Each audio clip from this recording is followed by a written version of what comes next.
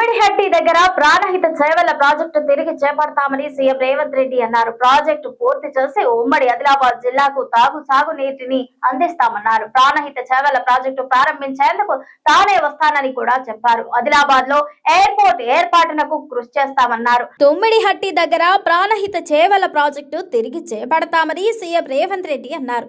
ప్రాజెక్టును పూర్తి చేసి ఉమ్మడి ఆదిలాబాద్ జిల్లాలకు సాగునీటిని అందిస్తామన్నారు. ప్రాణహిత చేవెళ్ల ప్రాజెక్టును ప్రారంభించేందుకు తానే వస్తానని కూడా చెప్పారు. ఆదిలాబాద్ లో ఎయిర్పోర్ట్ ఏర్పాటునకు కృషి చేస్తామన్నారు. ముఖ్యమంత్రి రేవంత్ ఆదిలాబాద్ ప్రాంతాన్ని పర్యాటక పారిశ్రామిక కేంద్రంగా మారుస్తామన్నారు. ఆదిలాబాద్ జిల్లా ఏప్రిల్లో సీఎం రేవంత్ రెడ్డి పలు అభివృద్ధి పనులకు శంకుస్థాపన కూడా చేశారు. అనంతరం బహిరంగ సభలో మాట్లాడారు. ఆదిలాబాద్ జిల్లా సమస్యల పరిష్కారంపై ప్రత్యేక దృష్టి పెట్టాం. నాటి నుండి నేను బట్టి విక్రమార్క ఆదిలాబాద్ జిల్లాపైనే ప్రత్యేక దృష్టి సారించి అన్ని కార్యక్రమాలను ఇక్కడి నుండి మొదలు పెట్టాం. ప్రభుత్వాల నిర్లక్ష్యం, ప్రణాళికలు లేకపోవడంతో ఆదిలాబాద్ జిల్లా ఇంకా వెనుకబడి ఉంది. అపారమైన వనరులు ఉన్నప్పటికీ ఆదిలాబాద్ ప్రజలు వెనుకబడే ఉన్నారు. ఆదివాసీ పటేళ్లకు ఇచ్చిన హామీలు నెరవేరుస్తున్నాం. పాలమూరు సమానంగా ఆదిలాబాద్ జిల్లాను అభివృద్ధి చేస్తాం. ఈ ఎన్నికలు వచ్చినప్పుడే రాజకీయం. విపక్షాలను మేము ఎప్పుడూ శత్రువులుగా చూడం. విపక్ష పార్టీ నేతలకు మాకు రాజకీయ ప్రత్యర్థులే తప్ప శత్రువులు కాదు. అభివృద్ధి ప్రణాళికలో అందరినీ భాగస్వామ్యం చేసుకున్నాం. విపక్ష నేతలు చెప్పిన సమస్యలు తీరుస్తున్నాం. ఆనాడు సీఎం మంత్రులు వస్తున్నారంటే విపక్ష నేతలను అరెస్టు చేసి కట్టడి చేసేవారు. గత ప్రభుత్వంలో విపక్ష నేతలను గౌరవించిన సంస్కృతి లేదు. కానీ మేము విపక్ష నేతలను వేదికపైకి పిలిచి గౌరవిస్తున్నాం. మాది ప్రజాస్వామిక పాలన. ప్రతిపక్షాలకు కూడా అవకాశం ఇస్తాం. మా ఎంపీ ఎమ్మెల్యేలు లేని చోట కూడా నిధులిచ్చి అభివృద్ధి చేస్తున్నాం. నిర్మల్లో మా ఎమ్మెల్యే లేకపోయినా 200 కోట్లతో యంగ్ ఇండియా ఇంటిగ్రేటెడ్ స్కూల్ మంజూరు చేశాం. మహిళల ఆర్టీసీ ఉచిత ప్రయాణానికి 10,000 కోట్లు ఖర్చు చేశాం. 50 లక్షల కుటుంబాలకు 200 యూనిట్ల ఉచిత కరెంట్ ఇస్తున్నాం.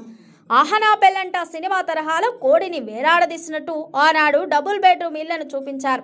3,17,00,000 మందికి సన్నబియ్యం అందిస్తున్నాం.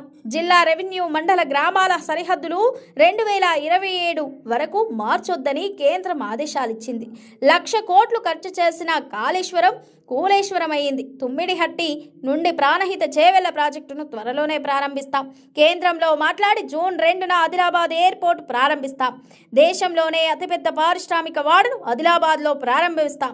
భూసేకరణ జరుగుతోంది. ఆదిలాబాద్లో త్వరలోనే యూనివర్సిటీని ప్రారంభిస్తామంటూ చెప్పుకొచ్చారు. మా మిత్రులు కొన్ని విషయాలు మాట్లాడారు. కొన్ని మండలాలు, రెవెన్యూ డివిజన్లు లేకపోతే జిల్లాల గురించి కేంద్ర ప్రభుత్వం మండలాల సరిహద్దులు గాని, రెవెన్యూ డివిజన్ల సరిహద్దులు గాని, జిల్లా సరిహద్దులు మార్చొద్దని కేంద్ర ప్రభుత్వం ఆదేశాలు ఇచ్చింది. 2027 మార్చి 31 వరకు జిల్లా, మండల, రెవెన్యూ సరిహద్దులు మార్చడానికి అవకాశం లేదు. ఆ తర్వాత ప్రభుత్వం ఒక జ్యుడిషియల్ కమిషన్ వేసి ఇలాంటి సమస్యలన్నిటిని కూడా ఆ కమిషన్ కి ఇచ్చి బోత్ ప్రాంతం రెవెన్యూ డివిజన్ గా మార్చాలని మిత్రులు అడిగినారు కదా.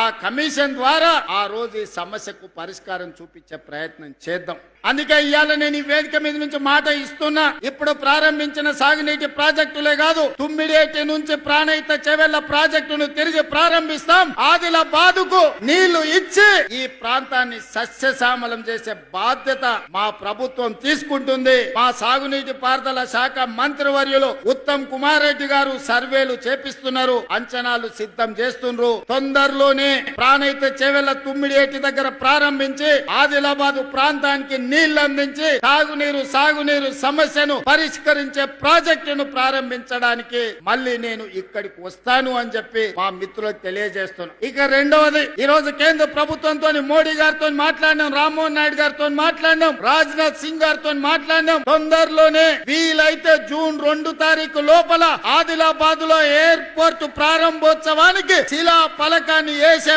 బాధ్యత వేదిక మీద ఉన్న మిత్రులం అందరం తీసుకుంటాం.